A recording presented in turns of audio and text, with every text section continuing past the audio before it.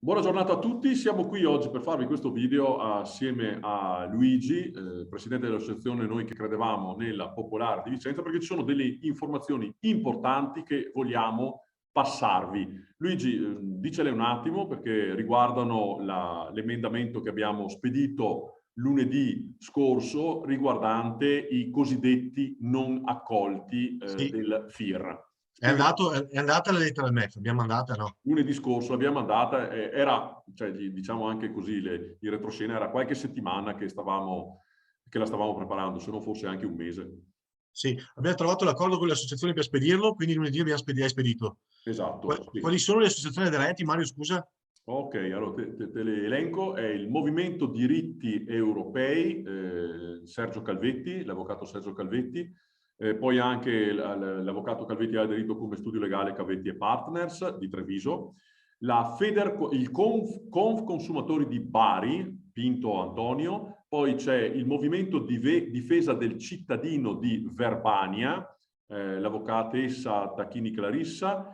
Poi c'è Maculani Associati di Tiene, uno studio che si sta occupando del FIR a Tiene, il Maculani Gian Antonio, Associazione Nazionale Azionisti Banca Popolare di Vicenza, l'avvocato Renato Bertelle, che fa parte anche della rete degli avvocati risparmiatori banche venete, l'Associazione Soci Banche Popolari, Gianni Miazzo, il presidente del Movimento Difesa del Cittadino di Udine, Raimondo Englaro, poi c'è anche sempre del come si chiama, movimento, stamattina mi si attorciglia la lingua, Difesa del Cittadino di Udine, Agostino Azzori. Poi c'è il presidente del Movimento Difesa del Cittadino di Pordenone, che è Colosimo Serafino Ottaviano, e poi gli amici di Carife di Ferrara, Marco Cappellari, il coordinamento Torta, l'avvocato Andrea Arman e l'associazione Noi che credevamo. Eccoci qua, insomma, siamo noi.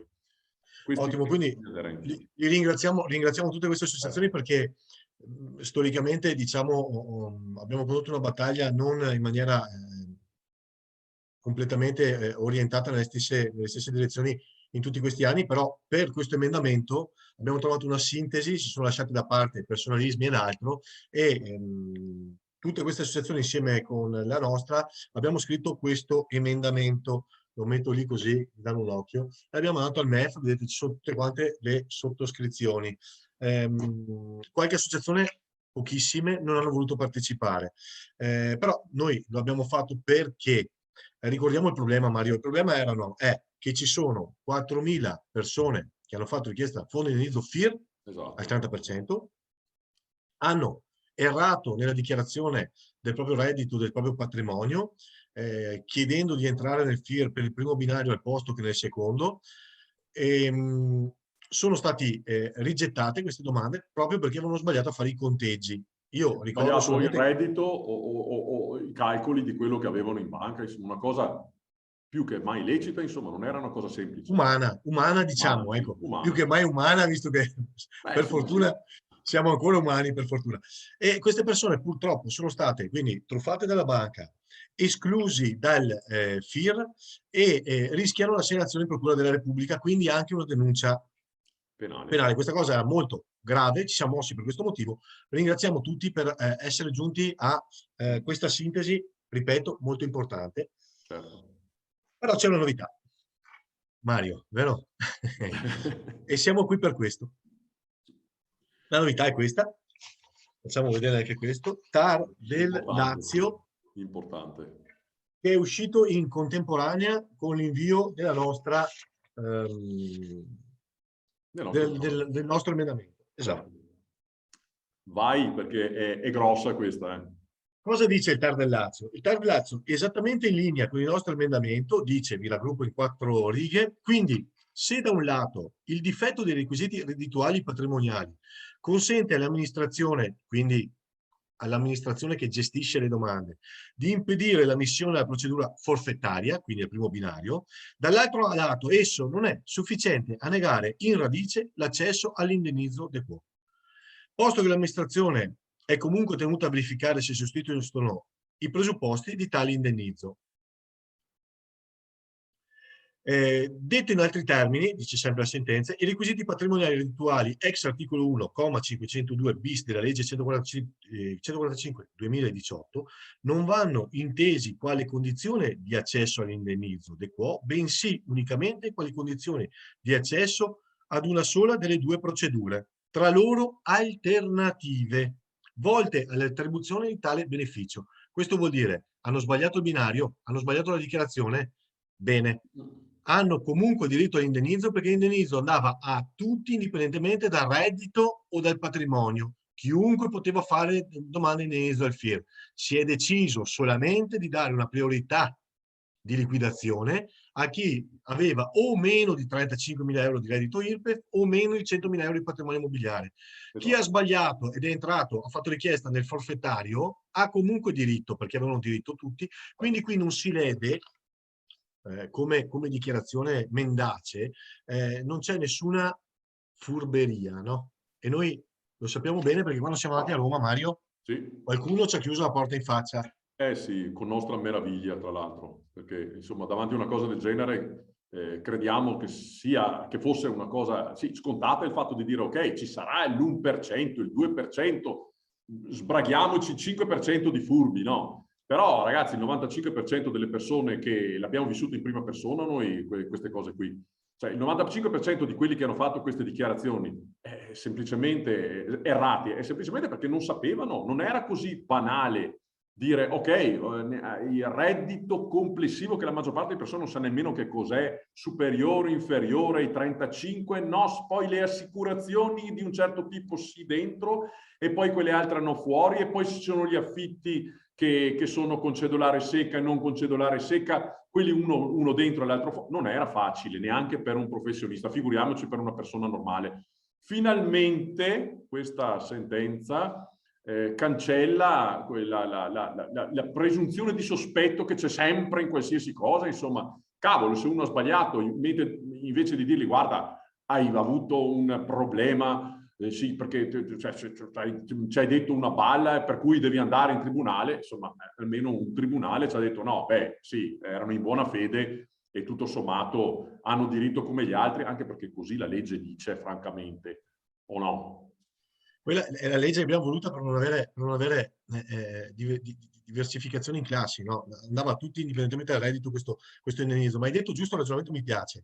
Uno, la regola del sospetto che c'è sempre stato e qualcuno a Roma ancora ce l'ha, perché quando siamo andati giù a chiedere l'emendamento, questa radice di emendamento, ci hanno risposto, ma avete fatto una dichiarazione mendace per quale motivo? Ripeto, sono 4.000 persone, pochissime della nostra associazione. Il motivo era che probabilmente non avevano capito bene la norma. Ripeto, qualcuno di furbo, hai detto bene Mario, qualcuno di furbo potrebbe esserci stato, può essere, ma che vantaggio ha tratto da questo? Nessuno, perché comunque il diritto ce lo aveva. O nel forfettario o non nel forfettario, nel secondo binario, il diritto di indennizzo ce lo aveva. Quindi non ha rubato nulla a nessuno. Non si è dato nessun tipo di vantaggio economico, non si è dato nessun tipo di vantaggio di nessun tipo, quindi, come dice il Tribunale, essendo il diritto lineare, quindi che vale sia per una categoria che per l'altra, non c'è nessun tipo di motivo di esclusione e queste persone vanno reinserite. Spero che la questione sia chiara, non solo per chi ci ascolta, ma anche per, e vi chiedo di condividere il video per questo motivo, ma anche per tutti quelli che hanno la regola del sospetto sempre quando si parla dei risparmiatori delle banche venete e anche del resto delle banche che sono state liquidate, perché siamo partiti 7 anni fa che ci chiamavano speculatori. Adesso abbiamo sentenze su sentenze che hanno dimostrato, che stanno dimostrando, che hanno detto che le banche erano mal gestite, che neppure i controllori si erano accorti della mala gestione. Esatto. Figurarci se potevamo saperlo noi, no? Certo. E c'è sempre questa regola del sospetto che abbiamo diritto, c'è una legge che ci dà un diritto, e no, ma aspetta perché forse stanno cercando di fare i furbi, qualcuno sta cercando di fare i furbi, allora denunciamone 4.000 perché forse qualcuno ha fatto un furbo per portarsi a casa quale vantaggio? Nessuno. Io invito la politica seriamente e anche il governo a ragionare su questo punto, perché è intollerabile che si continui, come hai detto tu, con la regola del sospetto. Prima eravamo speculatori, adesso c'è la regola del sospetto, chissà quale vantaggio portiamo a casa, e invito anche le associazioni che non hanno aderito a questo, per paura, per indolenza, e qualcuno anche perché deve essere sempre Bastian contrario, a ragionare sul fatto che quando si fa una lotta di giustizia, la giustizia è a 360 gradi, non solo dove comoda, quando c'è la TV accesa e arriva il ministro per dirgli bravo, ma soprattutto per stimolare la politica e le istituzioni a fare là dove sbagliano, perché a dire bravi, buoni tutti, come si dice qua in Veneto. Giusto Mario? E come dici sempre tu, bisogna cominciare probabilmente a fare quello che è giusto fare finalmente in questo benedetto paese, invece di fare quello che magari ci conviene in quel momento storico. Bene, Magari. magari. Questo è tutto ed è una grossissima notizia ad oggi, perché ripeto, ecco qua la sentenza, ve l'ho letta. Questa svuota il pensiero di chi dice erano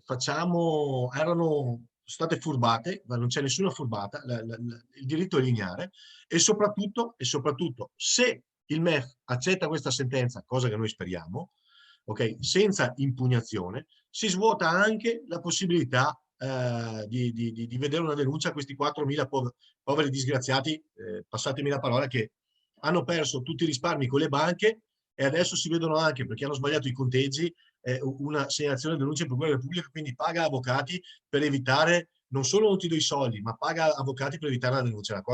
Una cosa assurda che grida vendetta alla faccia dello Stato di diritto, dai su.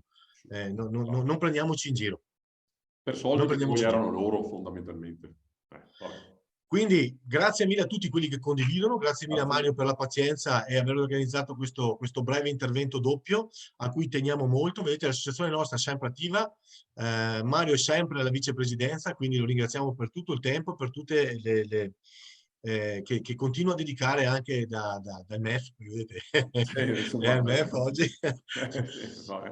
E noi andiamo avanti sempre, questi sono i numeri della nostra associazione, questi sono i nostri contatti. Invito i 4.000 che sono interessati dell'esclusione a condividere questo video dove abbiamo letto questa sentenza, molto importante, a mandarlo a tutti i giornali e le istituzioni che chiunque vede questo video conosce e condivide può mandare. È importantissimo, sì. Noi ricordiamo che abbiamo pagina Facebook, Noi che credevamo, i nostri numeri dietro, il sito internet Noi che credevamo, il canale Telegram info, scusate, Noi che credevamo news.